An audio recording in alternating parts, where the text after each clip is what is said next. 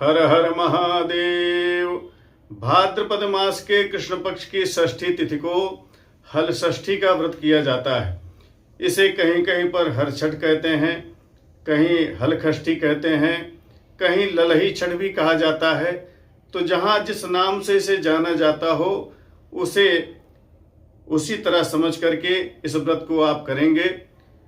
यह व्रत कब पड़ रहा है, क्या इसका विधान है, इस वीडियो में हम जानेंगे। वीडियो पूरा देखिएगा, अन्य लोगों को शेयर करना मत भूलिएगा। आइए इस वीडियो का शुभारंभ करते हैं। भाद्रपद मास कृष्ण पक्ष की षष्ठी तिथि को हल षष्ठी का व्रत किया जाता है। इसे ललही छठ भी कहते हैं, हल षष्ठी कहते हैं, हर छठ कहते हैं। तो यह जो व्रत है वह कब पड़ रहा है, आइए इसके विषय में हम जान लेते हैं। 2 सितंबर 2026 दिन बुधवार भाद्रपद कृष्ण पक्ष की षष्ठी तिथि रहेगी। इसे हल षष्ठी के रूप में जाना जाता है। इस दिन भगवती षष्ठी देवी का व्रत माताएं करेंगी। सौभाग्यवती माताएं अपने संतान की आयु, आरोग्यता और ऐश्वर्य के लिए इस हल षष्ठी के व्रत को करती हैं। झरबेरी की डाल, कहीं कहीं पर कास कुशा को गाड़ करके, पलाश की पत्तल को गाड़ करके और भगवती का स्थान बनाया जाता है। वहीं पर षष्ठी देवी की पूजा की जाती है। इस व्रत में जोत कर बोए हुए अर्थात अपने द्वारा बोए हुए किसी भी अन्न का और पदार्थ का उपयोग नहीं किया जाता। फलहार में ऐसी ही चीजों का उपयोग होता है जो स्वतः उत्पन्न होती हों। गाय के दूध दही का भी प्रयोग इस व्रत में नहीं किया जाता। यह भी एक विलक्षण व्रत है। जैसा कि हमने देखा है बहुतायत जगहों पर इसमें गाय के दूध दही या किसी भी गाय के चीज को, उनका घी इत्यादि का भी प्रयोग इस व्रत में नहीं किया जाता। उसकी स्थान पर भैंस के दूध, भैंस के दही, भैंस का घी, इसी चीजों का उपयोग इस व्रत में किया जाता है।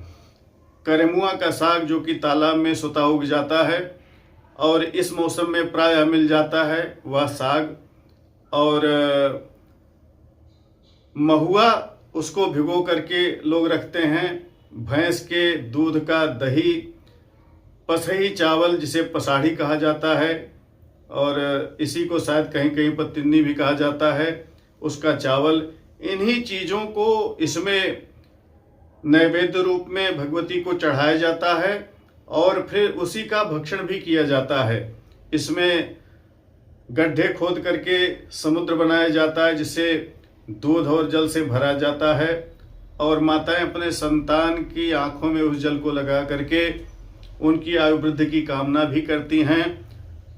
तो जो भी जिस भी तरीके से जहां पर यह व्रत किया जाता है, माताएं निश्चित रूप से इस चीज को जानती हैं, वहां पर उसी तरह से इस व्रत को करेंगे। कुछ लोग जानते हैं कि इस दिन भगवान बलदाऊ हलधर जो कि बलराम हैं, उनका जन्म हुआ था। तो यह सही नहीं है, क्योंकि गर्ग संहिता में जो बलराम जी का जन्म है वह भाद्रपद शुक्ल पक्ष की षष्ठी को बतलाया गया है।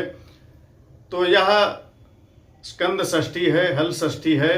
इसी दिन चंद्र षष्ठी भी रहेगी। रात्रि में 8:10 के बाद चंद्रोदय भी हो जाएगा।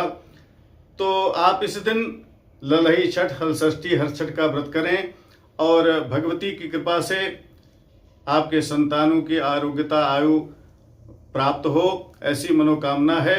इसी तरह की प्रामाणिक जानकारियों के लिए बने रहें हमारे साथ। नमस्कार। जय विश्वनाथ।